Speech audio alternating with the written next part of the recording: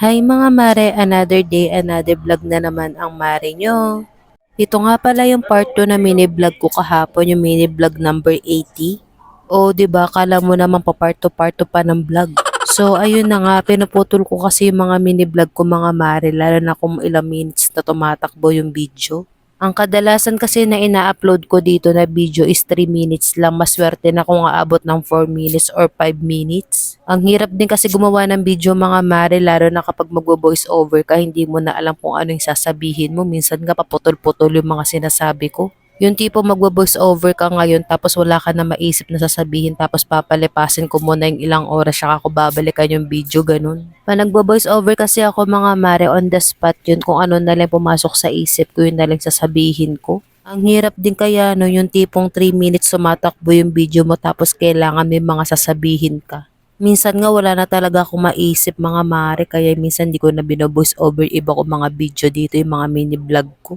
Ang pinakamahirap pa nga sa pagpo-voice over, minsan nabubulol ka ganun. Yung tipo nakakailang take ako minsan sa mga sinasabi ko na iba kasi nabubulol-bulol ako. Madalas nga kapag nagbo-voice over ako, nung pa nagkakamali ako ng mga sinasabi, Diyos ko yung anak ko tumatawa. Pamali-mali kasi ako minsan ng mga sinasabi mga mare tapos paulit-ulit pa. So ayun, tatawa siya hanggang magtawanan na lang kaming dalawa, o di ba?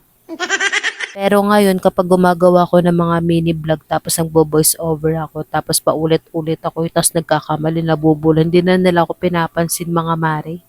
Paano ba naman kanya-kanya silang busy sa TV, sa cellphone, yung isa sa computer. Ang pinaka-hassle ko nga di kapag nagbo-voice over ako is yung maingay yung background. Buti na lang hindi nyo masyado naririnig kasi maganda yung microphone na ginagamit ko.